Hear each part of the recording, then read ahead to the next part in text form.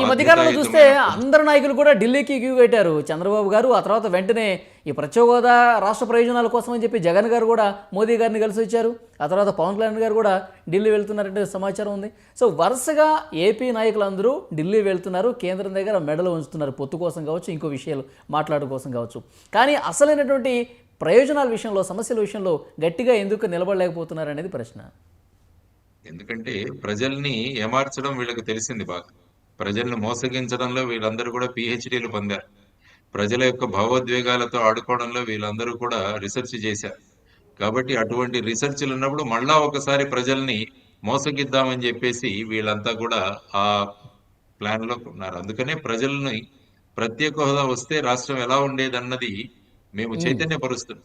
ప్రత్యేక హోదా వచ్చింటే రాష్ట్రానికి అనేక ఉమ్, పరిశ్రమలు మన దగ్గరికి వచ్చేవి. తర్వాత నిరుద్యోగ సమస్య తీరేది.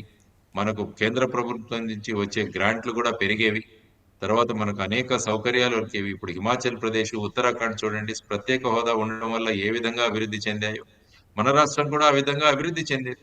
అవును. కేంద్ర ప్రభుత్వం వచ్చేసి 14వ ఫైనాన్స్ కమిషన్ ఏ రాష్ట్రానికి ఆ, ప్రత్యేక హోదా ఇవ్వద్దని చెప్పింది అని వీళ్ళు మనల్ని నమ్మించారు.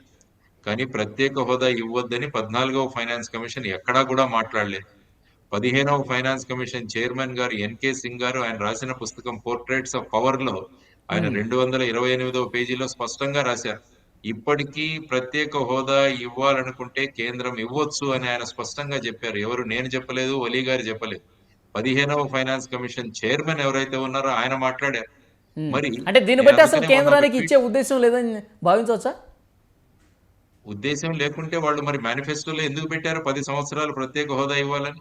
2014లో జరిగిన రాజ్యసభలో జరిగిన చర్చలో ముఖ్యంగా శ్రీ వెంకయ్య నాయుడు గారే మాట్లాడారు. మన్మోహన్ సింగ్ గారు 5 సంవత్సరాలు అవును, ప్రత్యేక అవును. హోదా ఇస్తామంటే వెంకయ్య నాయుడు గారు 5 సంవత్సరాలు సరిపోదు, 10 సంవత్సరాలు ఇవ్వాలని వాళ్లే వాదించారు. తర్వాత వాళ్ళ మేనిఫెస్టోలో కూడా పెట్టారు. తర్వాత పాండిచ్చేరిలో మేము అధికారంలోకి వస్తే ప్రత్యేక హోదా కల్పిస్తామని వాళ్లే మాట్లాడారు. మరి ఇవన్నీ మాట్లాడిన తర్వాత మరి ఇప్పుడు ఆంధ్రప్రదేశ్కి ఇవ్వడానికి ఇబ్బంది ఏంటండి వాళ్ళకి? ఎందుకంటే ఉమ్, అడిగేవాళ్ళు లేరు. అదే. ఎవరు వాళ్ళని అడిగేవాళ్ళు లేరు. 4 సార్లు అవకాశం వచ్చినా కూడా ఆ అవకాశాన్ని ఉపయోగించుకొని వాళ్ళు ఉన్నారు కాబట్టి వీళ్ళతో ఏదైనా చేయవచ్చన్న ఒక ధైర్యం కేంద్ర ప్రభుత్వంలో కూడా వచ్చింది ఆ విధంగా. ఉమ్. సరే, ఇప్పుడు ఆంధ్రప్రదేశ్లో భారతీయ జనతా పార్టీ ప్రభావం లేదు. మరి అలాంటి పార్టీతో పొత్తు పెట్టుకోవడానికి అంతగా ఎందుకు ఈ పార్టీలు వెంపర్లాడుతున్నాయి? బీజేపీ మీద అంత ప్రేమ ఎందుకు? ఒకసారి ఒక పెద్దాయన అన్నారు, భారతదేశం అంతా కూడా భారతీయ జనతా పార్టీ చాలా గొప్ప మెజారిటీలో లేకుంటే అత్యంత ప్రభావం ఎక్కడుందంటే ఆంధ్రప్రదేశ్ లో ఉందన్నారు. ఇక్కడ ఎంతమంది ఎంపీలు ఏ పార్టీ వాళ్ళైనా కూడా అక్కడికి వెళ్లి చేతులు ఎత్తుతారు కాబట్టి అంత ఉమ్, మెజారిటీ ఆ పార్టీకి వేరే ఏ రాష్ట్రాల్లో లేదని చెప్పారు. మరి వీరు ఆన్సర్ చేయాలి, ఉమ్, ఎందుకు ఈ విధంగా ప్రవర్తిస్తున్నారు అన్నది ఈ పార్టీలు చెప్పాల్సిన అంశం. ఎందుకు ఉమ్, మన దగ్గర మన మనం ఏదైతే ప్రజలకు మాట ఇచ్చి వచ్చామో ఆ మాట నిలబెట్టుకోవడంలోనే నాయకత్వం ఉంటుంది, లీడర్షిప్ ఉమ్, ఉంటుంది. మరి ఉమ్. అక్కడికి వెళ్ళి సరెండర్ అవ్వడానికి కారణం ఇప్పుడు ఏంటి? ఆంధ్రప్రదేశ్లో ఏ పార్టీ గెలిచినా భారతీయ జనతా పార్టీ గెలిచినట్టే భావించాలేమో సార్. అదే అన్నాను కదా, నేను అదే అన్నాను. అవును. అందువల్ల ఆ విధంగా ఉన్నప్పుడు మరి వీళ్ళకు ప్రత్యేక హోదా ఇవ్వకపోయినా కూడా పర్వాలేదన్న స్థాయికి వచ్చినప్పుడు ఇది ఒక ప్రజా ఉద్యమం ద్వారానే సాధ్యమవుతుంది. ఆ దిశగా ప్రత్యేక హోదా, విభజన హామీల సాధన సమితి ద్వారా మా ప్రయత్నాలు మేము చేస్తున్నాం.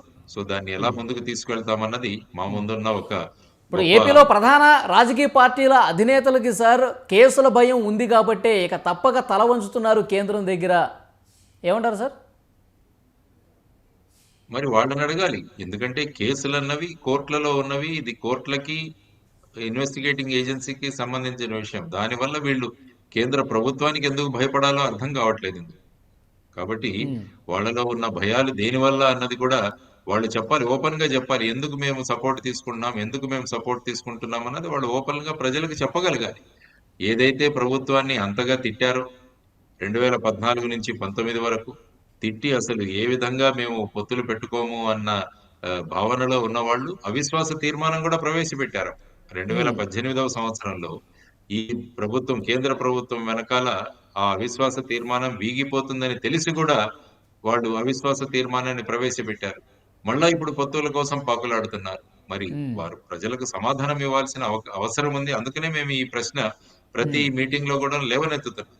మీరెందుకు అదే. ప్రత్యేక హోదా గురించి మాట్లాడట్లేదు, ప్రత్యేక హోదా ఎందుకు తీసుకురాలేదు అన్నది అడుగుతున్నాం. ఉమ్, ఎందుకంటే ఏ ప్రభుత్వం వచ్చినా కూడా ప్రత్యేక హోదా రాకుండా ఈ రాష్ట్రం యొక్క పరిస్థితి బాగుపడదు. ఎందుకంటే ఆల్రెడీ 10 లక్షల కోట్ల పైన అప్పులతో ఉన్నాం మనం. ఏ పరిశ్రమలు కూడా ఇక్కడ రావడానికి సిద్ధంగా లేవు. ఆ తర్వాత ఎన్నో సమస్యలు ఉన్నాయి. పోలవరం పూర్తి కాలేదు. ఆ తర్వాత రైల్వే అవును. జోన్ ని ఏ విధంగా అడ్డగోలుగా విభజించారో మనం అంతా చూసాం. 11 ఎడ్యుకేషనల్ ఇన్స్టిట్యూషన్స్ ఏవైతే మనకు ఏపీ రీఆర్గనైజేషన్ లో చెప్పారో వాటికి ఫండింగ్ లేదు. కేవలం 30% మాత్రమే ఫండింగ్ వచ్చి ఆ విధమైన పరిస్థితుల్లో ఉన్నాయి. సో ఉమ్. ఇటువంటి పరిస్థితుల్లో మనం అడగకుంటే, మనం ఎన్నుకున్న ఎంపీలను అడగకుంటే ఇంకెవరు అడుగుతారండి పార్లమెంట్ లో? అందుకనే ఉమ్. ప్రజలకు చెబుతున్నా, సార్, ఖచ్చితంగా మీ జగన్మోహన్ రెడ్డి గారు అభిప్రాయాలను ముఖ్యమంత్రి అయిన తర్వాత తొలిసారిగా ఢిల్లీ వెళ్ళి కేంద్ర పెద్దల్ని కలిసి వచ్చిన తర్వాత వాళ్ళకి పూర్తి మెజారిటీ ఉంది కాబట్టి, మన అవసరం వాళ్ళకి లేదు కాబట్టి మనకి ప్రత్యేక హోదా వచ్చే పరిస్థితి లేకుండా పోయింది. ఈసారైనా మన అవసరం ఉండేలాగా ప్రభుత్వం ఏర్పడాలి కేంద్రంలో అని ఒక మాట అన్నారు. ఇప్పటికీ అదే అంటూ ఉన్నారు. ఎట్లా చూస్తారు ఈ కామెంట్స్ని? 4 అవకాశాలు వచ్చాయని నేను చెప్తున్నా. ఉమ్, ఓకే, వాళ్ళకు మెజారిటీ వచ్చి ఉండొచ్చు. కానీ ఈ 4 సందర్భాలలో మన రాష్ట్రంలో ఉన్న ఎంపీలు, ఎమ్మెల్యేల యొక్క మద్దతు లేకుండా రాష్ట్రపతి, ఉపరాష్ట్రపతి ఎన్నికల్లో వాళ్ళు గెలిచేవాళ్ళు కాదు. యాక్చువల్ గా మీరు చూసుకుంటే ద్రౌపది ముర్ము గారి అభ్యర్థిత్వాన్ని ప్రకటించగానే వాళ్ళు అడగక ముందే ఆ అభ్యర్థిత్వాన్ని సమర్థించిన 2 పార్టీలు తెలుగుదేశం మరియు వైఎస్ఆర్సీపీ పార్టీ. ఉమ్, ఎందుకంటే ద్రౌపది ముర్ము గారు ఇక్కడికి వచ్చి విజయవాడలో చెప్పారు, నా అభ్యర్థిత్వాన్ని ప్రకటించిన తర్వాత మేము అడగకుండానే సపోర్ట్ చేసిన ఈ 2 పార్టీలకు నేను అభినందనలు తెలియజేస్తున్నాను, కృతజ్ఞతలు వ్యక్తం చేస్తున్నాను అని ఆవిడ చెప్పారు. మరి ఉమ్, ఇంతకన్నా ఎక్కడుందండి? ఉమ్. మరి ఆ అక్కడే సమయంలో దొరికిపోయారు గనక 2 పార్టీలు కూడా.